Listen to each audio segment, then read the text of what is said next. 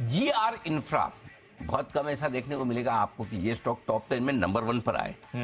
तो उससे आप अंदाजा लगा सकते हैं कि खबरों में सबसे बड़ी खबर आज की है ये कि 3600 करोड़ के 2 प्रोजेक्ट के लिए ये सबसे कम बोली लगाने वाले साबित हुए। L1 लोएस्ट वन, उससे ये मतलब होता है कि बोली नहीं मिलेगी। और ये जो 2 रोपवे बनाने जा रहे हैं, गौरीकुंड से केदारनाथ का है और गोविंद घाट से गांगरिया के लिए, ये 2 बोलियां इनकी जीतने की पूरी संभावना।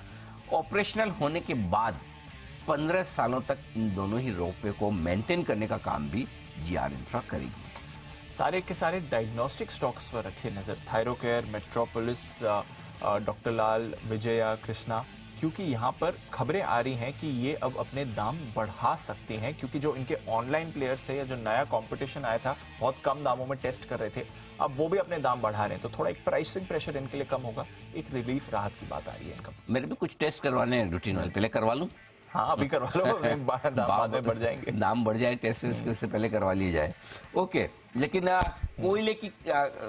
कोयले से और पावर से जुड़ी हुई कंपनियों पर रखनी है आपको नजर, क्योंकि इस गर्मी के सीजन में भारी डिमांड की आशंका या उम्मीद, जो भी बोल दें आप, वो है ऊर्जा मंत्रालय को। और उन्होंने कहा कि जो भी कोयला आप आयात करते हैं, आयात करिए और पावर प्लांट को फुल कैपेसिटी पर अगले 3 महीने से चलाइए। तो 16 मार्च से लेकर अगले 3 महीने तक फुल कैपेसिटी पर चलेंगे इंपोर्टेड कोल पावर प्लांट्स। ये अच्छी खबर है टाटा पावर के लिए।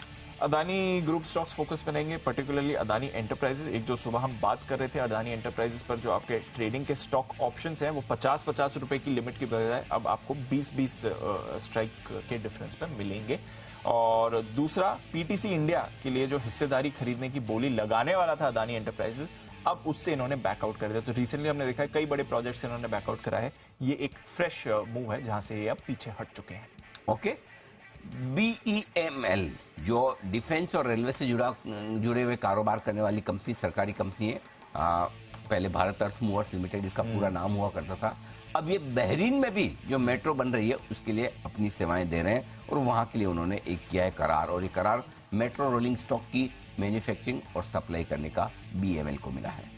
हिंदुस्तान कॉपर, इस पर रखिए नजर। वैसे तो अभी हमने देखा कॉपर प्राइस नीचे खुले, बट कल एक बड़ी रैली आई थी और 3 हफ्ते की ऊंचाई पर इंटरनेशनल कॉपर प्राइसेस है। आगे जाकर थोड़ा सप्लाई गिरने की आशंका है, साथ ही चीन से डिमांड बढ़ने की भी बातें चल रही हैं। तो आज कॉपर और बाकी मेटल्स पर रखिए नजर, हिंदुस्तान कॉपर फोकस में रह सकता है। ग्लैंड फार्मा स्टॉक भले गिरा पिटा हुआ हो, लेकिन कंपनी के विस्तार करने के इरादे मजबूत नजर आ रहे हैं। तेलंगाना प्लांट में करेंगे एक्सपांशन और इसके लिए 400 करोड़ रुपए का होगा निवेश।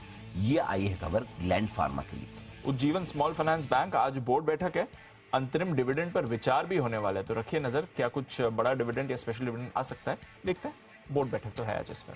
सफायर फूड्स, QSR वाली ये कंपनियां काफी एक्शन में है। देवयानी, आज अविनाश जी ने रिकमेंड भी किया है। यहाँ पर सफायर फूड में 17 फरवरी को मिरई एसेट म्यूचुअल फंड ने हिस्सेदारी अपनी लगभग % से बढ़ाई है और अब उनकी हिस्सेदारी लगभग 8% के करीब पहुंचती हुई दिख रही है, यानी कि फंड्स प्रसन्न हैं सफायर से।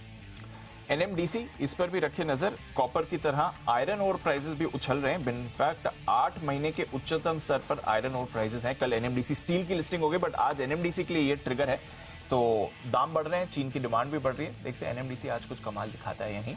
ये है आज के आपके